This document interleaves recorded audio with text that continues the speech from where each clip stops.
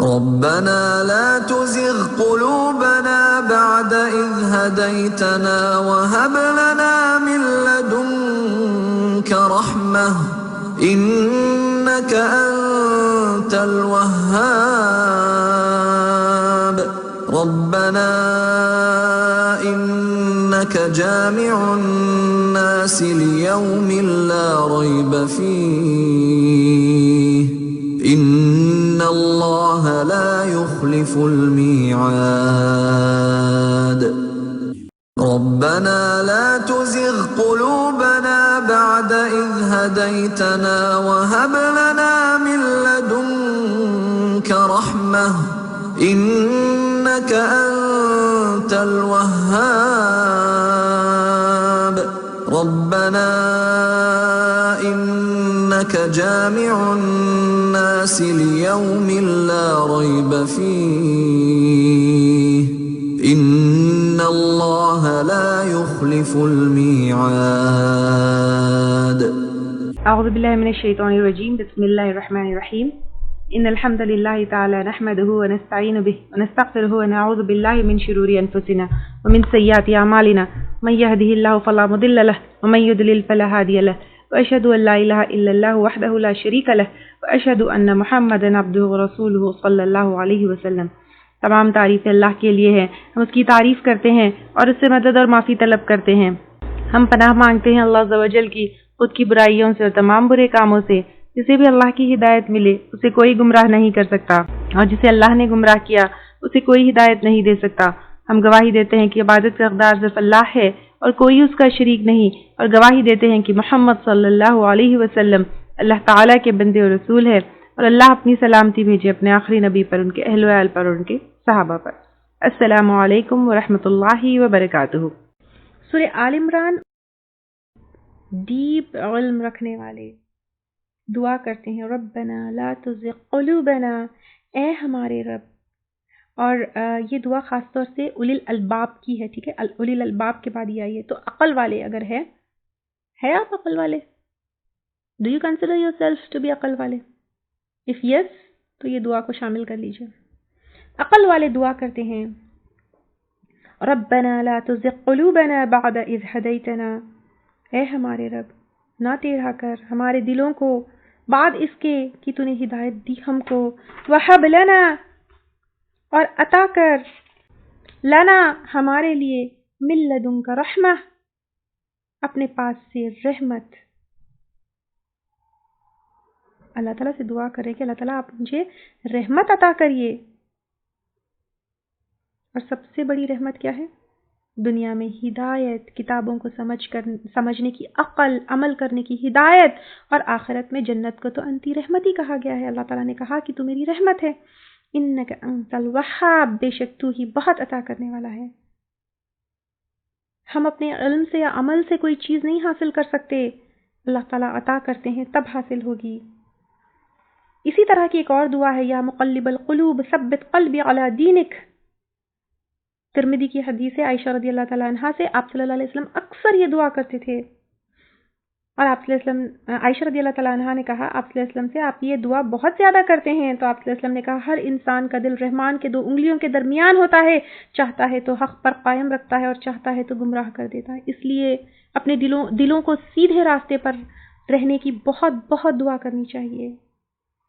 ربنا انک جامع الناس، اے ہمارے رب بے شک تو جمع کرنے والا ہے لوگوں کو، لیوم لا ریب فیہ، ایک دن نہیں کوئی شک اس میں، قیامت کا دن آنا ہے، اس میں کوئی شک نہیں ہے، کوئی ڈاؤٹ نہیں ہے، سب اگلے پچھلے سب کو اللہ تعالیٰ وہاں کھڑے کریں گے۔ کس لیے؟ حساب کتاب کے لیے۔ جو اختلاف ہم کرتے رہے دنیا میں وہ سب مٹایا جائے گا، اس لیے ہمیں اللہ کے سامنے جھک جانا ہے۔ ان اللہ لا یخلف المیعاد، بے شک اللہ تعالیٰ نہیں خلاف کرتا اپنے وعدے کو۔ کس وعدے کو؟ قیامت کے قائم ہونے کے وعدے کو۔ قیامت آنے والی ہے، حساب کتاب ہونے والا ہے، جنت جہنم میں ڈالا جائے گا، اس وعدے کو۔ ان الذین کفروا، بے شک وہ لوگ جنہوں نے کفر کیا، انکار کیا، جس نے آپ صلی اللہ علیہ وسلم کا، قرآن کا قرآن میں محکم اور متشابہ آیتوں کا، چاہے وہ مکہ کے مشرک ہو، یہود ہو، نصارہ ہو، جن لوگوں نے انکار کیا یا پھر مسلمان کا لیبل لگائے ہوئے ہو اور پھر بھی انکار کیا، لن تغنی عنہم اموالہم، ہرگز نہیں کام آئے گا ان کو ان کے مال، ولا اولادہم، اور نہ ان کی اولادیں، من اللہ شیئا، اللہ سے کچھ بھی۔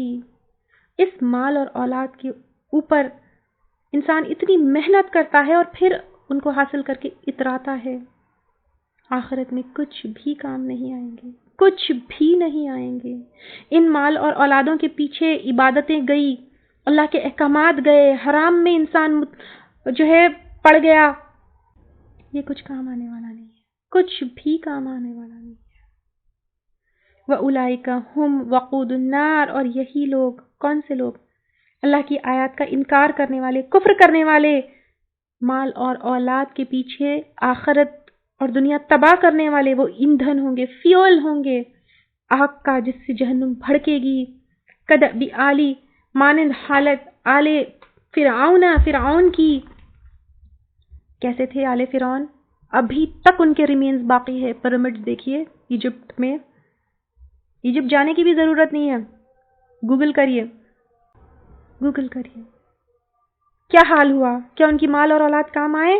والذین من قبلہم، اور وہ لوگ جو ان سے پہلے تھے، کن سے؟ آل فرعون سے پہلے قوم نوح، قوم عاد، قوم سمود، قوم لوط، سب دھرے کا دھرا رہ گیا ان کا، ان کے گھر، ان کے محلات، ان کی بستیاں، ان کی شان اور شوکت، کیا بچا سکی؟ کذبوا بآیاتنا، انہوں نے جھٹلایا ہماری آیات کو، اللہ کی آیات کو انہوں نے جھٹلایا۔ دیکھو کیا حال ہوا، کیا حشر ہوا۔ قیامت کے دن کا ویٹ کرنے کی ضرورت نہیں ہے، ان کے ریمینز دیکھو، ان کی ایکسکویشنز دیکھو۔ فأخذہم اللہ بذنوبہم، تو پکڑ لیا ان کو اللہ تعالیٰ نے ان کے گناہوں کی وجہ سے۔ اللہ تعالیٰ نے ایسے ہی وائپ آؤٹ نہیں کیا ان کو، ایسے ہی عذاب نہیں آئے ان پہ۔ قوم سمود پر زلزلہ آیا آسمان سے، چیخ آئی۔ قوم لوط پوری بستی اوندھے گرائی گئی۔ سملر عذاب شعیب علیہ السلام کی قوم پر آیا ان کی گناہوں کی وجہ سے۔ آج بھی آپ دیکھیے اللہ کا عذاب کہیں سے بھی آ سکتا ہے، زلزلے کی شکل میں، زمین دھسنے کی شکل میں، بیماریوں کی شکل میں۔ Are we not experiencing it? واللہ شدید العقاب، اور اللہ تعالیٰ سخت سزا دینے والا ہے۔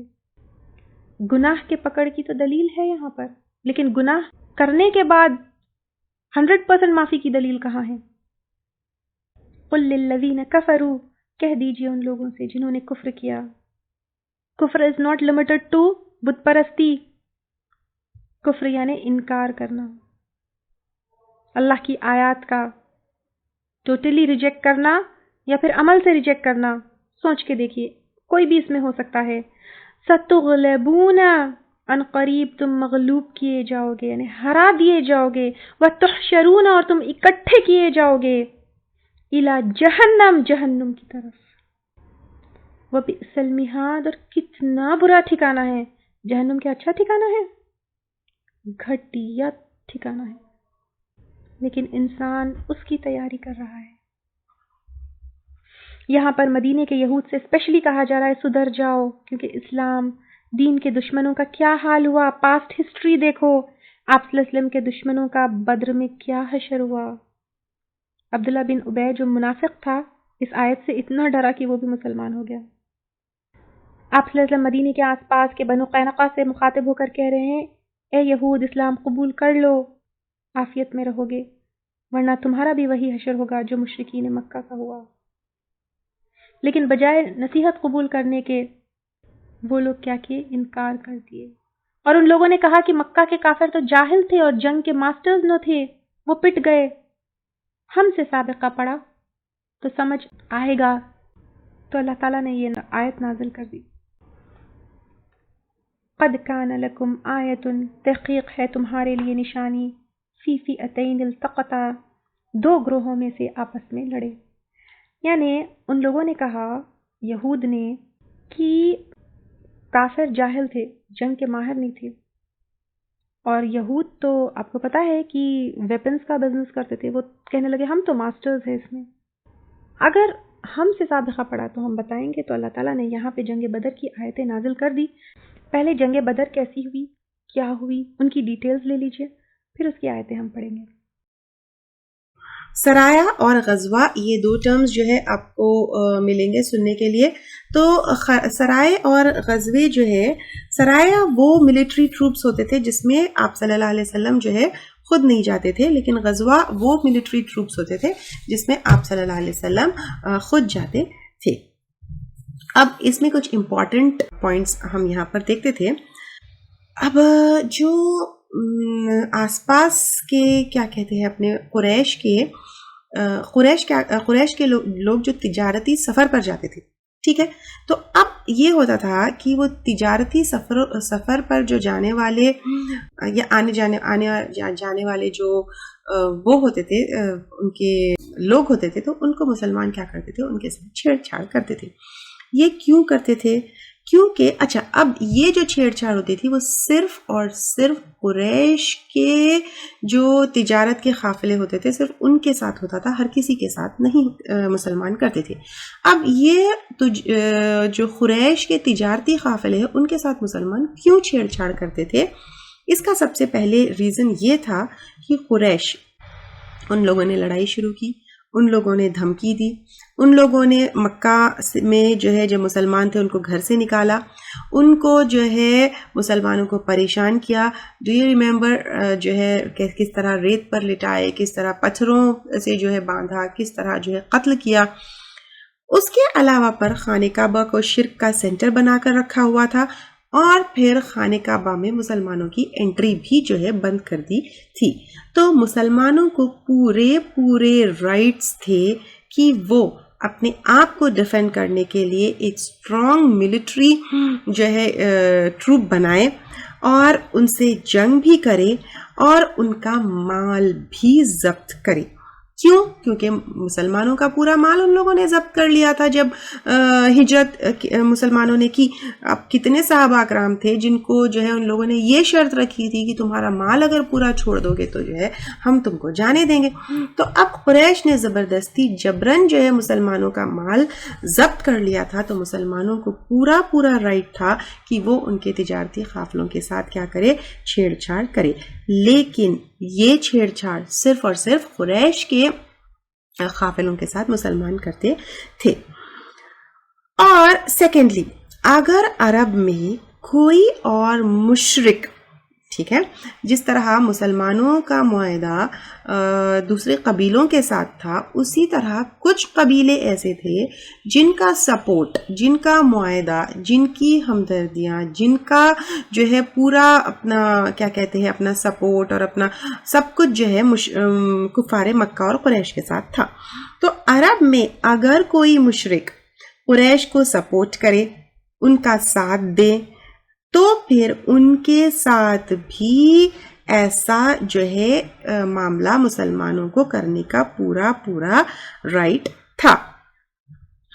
اور اگر کوئی مسلمانوں کا دشمن ہے جو مسلمان کے اوپر چڑھائی کرنے کی سوچ رہا ہے یا جنگ کرنے کی سوچ رہا ہے اکیلے یا قریش کی سپورٹ کے ساتھ، تو ان کے ساتھ بھی چھیڑ چھاڑ کرنا، جنگ کرنا، ان کا مال لوٹنا، اس کا پورا رائٹ تھا مسلمانوں کو. صرف مال لوٹنے کے لیے کسی بھی تجارتی قافلے کے ساتھ مسلمان چھیڑ چھاڑ نہیں کرتے تھے، لیکن صرف ان کے ساتھ کرتے تھے جو قریش کے ہو یا قریش کو سپورٹ کرتے ہو یا مسلمانوں کے اوپر چڑھائی کرنے کا جو ہے سوچ رہے ہو. تھرڈ، یہودیوں کے ساتھ مسلمانوں کا تو جو ہے کیا تھا، معاہدہ تھا. جس طرح ہم پہلے لے چکے کہ مدینے کے یہودیوں کے ساتھ مسلمانوں نے معاہدہ کیا کہ ساتھ دیں گے، اپنی فینانشیل رسپانسبلٹیز خود پورے کریں گے، یہ سب ہم پہلے لے چکے. لیکن اگر یہودی اپنی طرف سے معاہدہ توڑتے ہیں تو ان کے ساتھ بھی ایسا کرنے کا حق مسلمانوں کو ہوگا اگر ان کے سائٹ سے یہ معاہدہ ٹوٹتا ہے. چوتھا، اگر کوئی اہل کتاب مسلمانوں سے دشمنی رکھیں گے اور ان کے اوپر چڑھائی کرنے کی کوشش کریں گے یا پھر ان سے دشمنی رکھیں گے، تو ان کے ساتھ بھی مسلمانوں کو ایسا کرنے کا پورا پورا حق تھا. ٹھیک ہے. اور اگر جو ہے مدینے کی حکومت کے انڈر کوئی یہودی ہے تو وہ لوگ مسلمانوں کو ٹیکس پے کریں گے, جزیہ پے کریں گے, which will be a symbol of submission. تو اب کیا ہوا, یہ غزوے سرائے یا جو جنگیں ہیں تو یہ مسلمانوں کو کس کس کے ساتھ کرنے کا حق تھا؟ نمبر 1 قریش, کیونکہ قریش نے کیا مسلمانوں کے ساتھ معاملہ کیا یہ ہم نے دیکھا.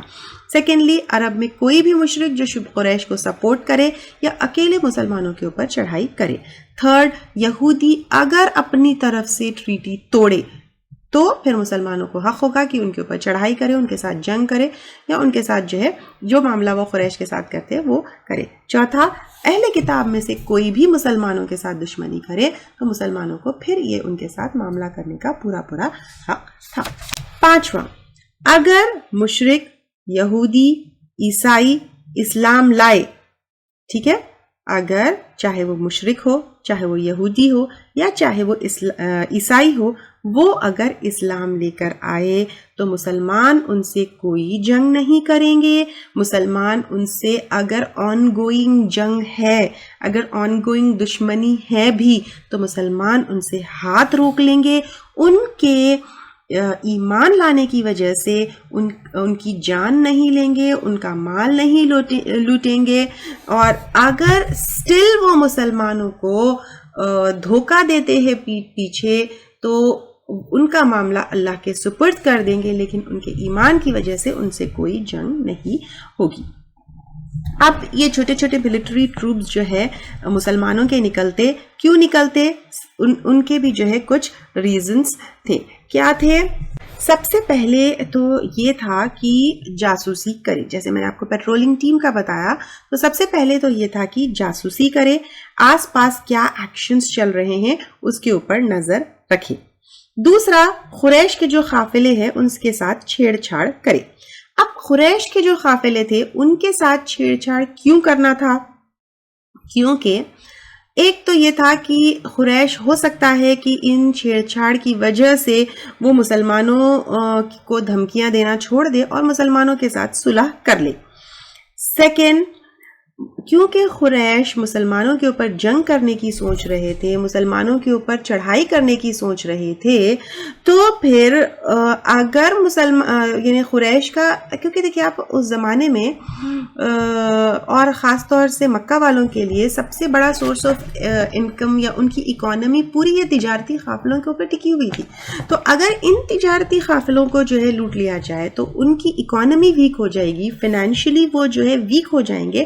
تو جب فائنینشلی ویک ہوں گے تو ان کے پاس جنگ کرنے کے ریسورسز اور مسلمانوں کے اوپر چڑھائی کرنے کے ریسورسز نہیں ہوں گے. اور تیسرا جو ہے, کیونکہ ان لوگوں نے جو ہے مال لوٹا تھا تو مسلمانوں کو بھی جو ہے حق تھا, اور اللہ تعالیٰ چاہیں گے تو ان کو ان کے ظلم کی سزا ضرور ملے گی. اب یہ جو چھوٹے چھوٹے غزوے اور سرائے جو آس پاس نکلتے, ایک کیا تھا؟ جاسوسی. دوسرا کیا تھا؟ قریش کے قافلوں کے ساتھ چھیڑ چھاڑ. تیسرا, یہ جو چھوٹے چھوٹے ٹروپس تھے وہ آس پاس کے قبیلوں کے پاس جاتے اور معاہدہ کرتے, یعنی پیس ٹریٹی وہ کرتے. چوتھا, وہ تبلیغ کرتے اور اسلام کی دعوت بھی دیتے. تو کیا کرتے یہ جو چھوٹے چھوٹے سرائے اور غزوے نکلتے, وہ سب سے پہلے تو کیا کرتے؟ جاسوسی کرتے ہیں. دوسرا, قریش کے قافلوں کے ساتھ چھیڑ چھاڑ کرتے. تیسرا, آس پاس کے قبیلوں کے ساتھ معاہدہ کرتے. اور چوتھا, اسلام کی دعوت بھی دیتے. اب چھوٹی موٹی اڑپ جھڑپ ادھر ادھر ہوتی, قافلوں کا سامنا ہوتا, ظالموں سے جو ہے معاملہ ہوتا رہا. کبھی آپ صلی اللہ علیہ وسلم خود پارٹیسپیٹ کرتے, کبھی نہیں بھی کرتے, لیکن الحمدللہ کوئی بڑی جنگ نہیں ہوئی اور کسی پر بھی ظلم اور زیادتی بھی مسلمانوں نے نہیں کی. لیکن ایک دفعہ جو ہے نخلا آپ صلی اللہ علیہ وسلم نے اسی طرح چھوٹا سا ٹروپ بھیجا. قریش کے قافلے جو ہے نخلا طائف کی طرف ہے, تو قریش کے قافلوں کی خبر لینے کے لیے, لیکن اس میں ہوا یہ کہ حملہ ہوا, قتل ہوا, 2 آدمی قید ہوئے. قافلہ جو ہے نکل گیا. تو آپ صلی اللہ علیہ وسلم نے کیا کیا؟ قیدیوں کو چھوڑ دیا. اور یعنی آپ صلی اللہ علیہ وسلم نے بہت غصہ کیا کہ قتل بھی ہوئے, آدمی قید بھی ہوئے. تو آپ صلی اللہ علیہ وسلم بہت غصہ ہوئے اور جو قتل ہوئے ان کو بلڈ منی اور دیت دی گئی. اب ایسا ہی قریش کا ایک قافلہ سیریا سے آ رہا تھا. ٹھیک ہے. اب یہ چھوٹی موٹی چیزیں چل رہی ہے. ایسا یہ قافلہ قریش کا جو ہے سیریا سے آ رہا تھا. رمضان کا مہینہ تھا. ایز یوزول خبر لینے کے لیے مسلمان کیا ہوئے, مسلمانوں کو بھیجا گیا. تو مسلمانوں میں سے 313 صحابی جو ہے کیا ہوئے, اس طرف گئے. کس طرف؟ قریش کے قافلے کی خبر لینے کے لیے گئے. اب مسلمانوں نے کیا کیا, بدر کا علاقہ سلیکٹ کیا. اب بدر کا علاقہ کیوں سلیکٹ کیا؟ کیونکہ وہاں سے قافلوں کا گزرنا پڑتا, کیونکہ وہاں پہ جو ہے ایک چھوٹا سا پانی کا کنواں بھی تھا, اور وہ ایک ایسا مقام تھا کہ وہاں سے قافلے کسی نہ کسی طرح گزرتے. اور پھر جو مقام سلیکٹ کیا, وہ مقام جو ہے وہاں پر جو مسلمانوں نے جو ہے رکنے کا مقام سلیکٹ کیا, وہ اس لیے کیونکہ وہاں پر 3 راستے ملتے تھے. تو اب تینوں میں سے کوئی نہ کوئی, یعنی اگر قریش جو ہے روٹ چینج کر کے آئیں گے بھی, تو کوئی نہ کوئی تو روٹ پکڑیں گے ہی پکڑیں گے. تو روٹ چینج کر آئیں گے, تو تینوں میں سے کوئی بھی راستہ وہ سلیکٹ کرے تو اس مقام سے ان کو گزرنا ہی گزرنا ہے. دوسرا, قافلہ جو ہے یہ گھاٹی ایک ویلی تھی, بہت کمفرٹیبل پلیس تھی, تو تقریباً قافلے جو ہے وہاں پر رکتے, کھاتے پیتے, ریسٹ کرتے, تو پورے چانسز تھے کہ وہ قافلہ جو ہے وہاں پر رکے, اور پوری پاسبلٹیز تھی کہ قریش اس میں اترے. تو پھر مسلمانوں نے سوچا کہ ان کا راستہ بند کر دیں گے اور ان کو جو ہے وہاں پر پکڑ لیں گے. تو یہ جو ہے مسلمان ایکچولی جنگ کے ارادے سے نہیں گئے تھے, بلکہ قافلے کو جو ہے پکڑنے کے لیے جو ہے وہاں پر گئے تھے. اب یہ پلان امپلیمنٹ کرنا بہت امپورٹنٹ تھا, کیونکہ مسلمانوں کی پریزنس کا ان کو پتا, یعنی یہ پلان امپلیمنٹ کرنے کے لیے یہ بہت امپورٹنٹ تھا کہ قریش کو مسلمانوں کی پریزنس کا پتا نہیں چلے. تو اب گئے تو تھے جو ہے وہاں پر کس لیے وہ لوگ, کہ ان کے تجارتی قافلوں کی خبر لے اور ان کو روکے. لیکن بعد میں حالات ایسے ہوئے کہ جنگ ہوئی, اور کون سی جنگ ہوئی؟ جنگ بدر ہوئی. اب ہوا یہ کہ یہ جو تجارتی قافلہ تھا اس کا جو ہے لیڈر تھا ابو سفیان.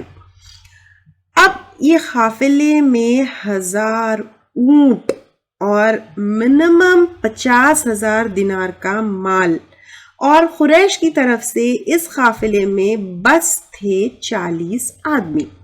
تو اب آپ دیکھیے ایک اونٹ کی کیا ویلیو ہے, ہم پہلے لے چکے. اس قافلے میں تھے 1000 اونٹ, 50,000 دینار سے زیادہ کا مال, اور صرف 40 آدمی کی سیکیورٹی. اب ابو سفیان بھی کم نہیں تھا. تو جس طرح مسلمان جو ہے قریش کی خبر لیتے, تو قریش بھی مسلمانوں کی جو ہے خوب خبر رکھتے.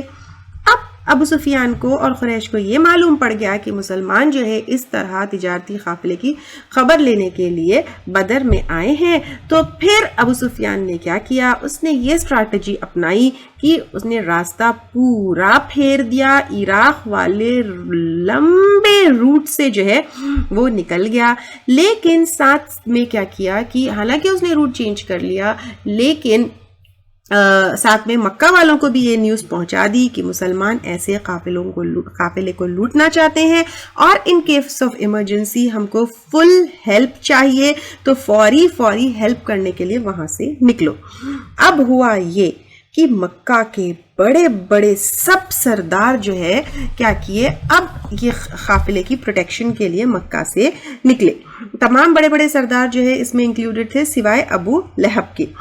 1300 آدمیوں کی فوج لے کر جو ہے کیا کیا قریش جو ہے وہاں سے نکلے. ابو لہب جو ہے وہ صرف اکیلا نہیں نکلا, وہ ایک تو بہت ہی یعنی بزدل قسم کا آدمی تھا, اور اس نے جو ہے کسی کو قرض دیا تھا, تو قرض کے بدلے میں کیا کیا, اپنے قرض کے بدلے میں اس آدمی کو جو ہے اس قافلے میں بھیج دیا. اب جو 1300 کی فوج قریش کی نکلی, خوب گانے بجانے والوں کو لے کر نکلی, کیونکہ کیا ہوتا کہ یہ گانے بجانے والے گانے گاتے بجاتے, ان کو موٹیویٹ کرتے, انکریج کرتے اور انٹرٹین بھی کرتے سفر میں. تو اب جو ہے وہ لوگ وہاں سے جب نکلے تو ابو سفیان نے روٹ چینج کر لیا, وہ بھی جو ہے سیفلی اپنے لشکر کو لے کر جو ہے نکل گئے ابو سفیان, اور میسج بھی جو ہے قریش کو بھیج دیا کہ ہم سیف ہے, ہم اپنا قافلہ لے کر جو ہے روٹ چینج کر نکل گئے, اب آنے کی ضرورت نہیں ہے. اب ابو جہل کو کیا تھا کہ وہ فل گھمنڈ میں تھا, اس کو جو ہے واپسی کا ارادہ نہیں تھا. ابو جہل نے کہا کہ نہیں, اب ہم رکیں گے نہیں, اب ہم کیا کریں گے، ایک تو جو ہے ساتھ میں یہ جو ناچنے گانے والیاں تھی وہ مزے کریں گے، شراب پیئیں گے، اور اس طرح جو ہے جب ہم مزے کریں گے اور یہ گانے بجانے والیاں ہوں گی، ہمارا جو ایک عیش اور عشرت ہے وہ سب مسلمانوں کو دیکھیں گے، ان کو دھمکیاں دیں گے، ان کو دیکھنے دو کہ ہم کتنا پاورفل ہے۔ اور ابو جہل نے کہا کہ یہ بہت بڑا موقع ہے اور بہت جو ہے گولڈن اپارچونٹی ہے، ہم تو گھر سے بھی نکل گئے، تو اب پرانا حساب کتاب ہم لے کر ہی واپس جائیں گے۔ تو اب اس طرح جو ہے ان لوگوں نے کیا کیا، قریش نے جو ہے پوری چڑھائی کرنے کا ارادہ کر لیا۔ تو اب کچھ لوگوں نے کہا نہیں مال تو بچ گیا، چلو چھوڑو کیا ہے، چلو چلے جاتے ہیں، لیکن ابو جہل نے جو ہے اس کا کیا کیا، اس پہ بالکل بھی جو ہے وہ کمپرومائز کرنے کے لیے تیار نہیں تھا۔ اور مسلمانوں کا ارادہ بھی جو ہے مال، یعنی مسلمان مال کے پیچھے نہیں تھے، مسلمان بھی جو ہے جو ان کے ساتھ چھیڑ چھاڑ کرتے تھے وہ رعب کے لیے کرتے تھے کہ قریش کے اوپر ایک مسلمانوں کا رعب ہو۔ اگر مال کا پیچھا وہ لوگ کرتے تو پھر آپ صلی اللہ علیہ وسلم صحابہ کرام کو حکم دیتے کہ وہ روٹ چینج کر چکے تو تم بھی روٹ چینج کر کے ان کے پیچھے جاؤ اور ان کا مال لوٹ کراؤ، لیکن بس مقصد یہ تھا کہ ان کے اوپر رعب جو ہے ڈالا جائے۔ اب ہوا یہ کہ کتنا بھی سمجھانے کے بعد ابو جہل جو ہے واپس جانے کے لیے ریڈی نہیں تھا، تو اب ابو جہل نے کہا جس کو جانا ہے جاؤ، ہم نہیں جائیں گے، ایسے ہار نہیں مان سکتے ہیں، یہ ایک بہت اچھی اپارچونٹی ہے۔ تو اب قریش کے 1300 کے لشکر سے 300 لوگ واپس ہو گئے، لیکن 1000 لوگ ابو جہل کے ساتھ آگے بڑھے۔ وآخر دعوانا ان الحمد للہ رب العالمین، سبحانک اللہم وبحمدک، نشہد ان لا الہ الا انت، نستغفرک ونتوب الیک۔ اگر آپ کو ہمارے لیکچرز پسند آ رہے ہیں تو یوٹیوب پر لائک اور سبسکرائب ضرور کریں۔ ربنا لا تزغ قلوبنا بعد إذ هديتنا وهب لنا من لدنك رحمة إنك أنت الوهاب ربنا إنك جامع الناس ليوم لا ريب فيه إن الله لا يخلف الميعاد